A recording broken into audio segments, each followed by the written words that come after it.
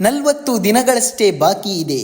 ಮೊನ್ನೆಯಷ್ಟೇ ಆರಂಭವಾದಂತೆ ಭಾಸವಾಗುವ big boss ಅದಾಗಲೇ 60 ದಿನಗಳನ್ನು ದಾಟುತ್ತಿದೆ. ಈ ಎಲ್ಲದರ ಮಧ್ಯೆ ನಾನೇ ಸ್ಟ್ರಾಂಗ್ ಅಂತಿದ್ದ ಘಟಾನುಘಟಿಗಳೆಲ್ಲ ಆಗ್ಲೇ ಗಂಟು ಮೂಟೆ ಕಟ್ಟಿ ಮನೆಗೆ ನಡೆದಾಗಿದೆ.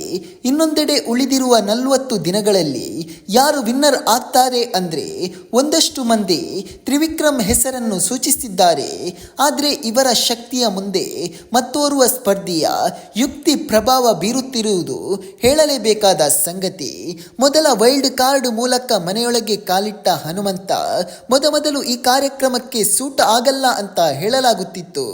ಆದರೆ ಬರುತ್ತಾ ತನ್ನ ಚಾಣಾಕ್ಷತನವನ್ನು ತೋರಿಸುತ್ತಾ ಪ್ರತಿಭೆ ಅನಾವರಣಗೊಳಿಸುತ್ತಾ ಉತ್ತಮವಾಗಿಯೇ ಆಟವಾಡುತ್ತಾ ಬಂದರು.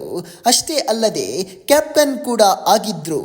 ಇನ್ನು ಹನುಮಂತ ಮನೆಯೊಳಗೆ ಬಂದಾಗ ಕೊಂಚ ಗೊಂದಲಕ್ಕೀಡಾಗಿದ್ದು ಎಲ್ಲರೂ ಗಮನಿಸಿದ್ದ ಸಂಗತಿ. ಆದರೆ ಆ ಸಂದರ್ಭದಲ್ಲಿ ಸಹಸ್ಪರ್ಧಿ ಧನರಾಜ್ ಆಚಾರ್ಯ ಹನುಮಂತು ಅವರಿಗೆ ಬಹಳಷ್ಟು ಸಹಾಯ ಮಾಡಿರುವುದನ್ನು ಒಪ್ಪಲೇಬೇಕು. ಇನ್ನು ಸದ್ಯ ತನ್ನ ತುಂಟಾಟ, ಮುಗ್ಧತೆ, ಚಾಣಾಕ್ಷದಿಂದಲೇ ಜನಮನ ಗೆದ್ದಿರುವ ಹನುಮಂತು ಅವರನ್ನು ಬಿಗ್ ಬಾಸ್ ಕನ್ನಡ ಸೀಸನ್ 11ರ ವಿನ್ನರ್ ಎನ್ನಲಾಗುತ್ತಿದೆ.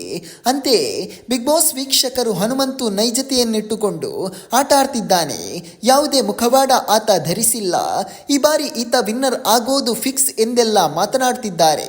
ಒಟ್ಟಾರೆಯಾಗಿ ದೊಡ್ಡಮನೆ ಆಟ ಅದಾಗಲೇ 60 ದಿನ ದಾಟಿದೆ. ಇನ್ನುಳಿದಿರುವ 40 ದಿನಗಳಷ್ಟೇ.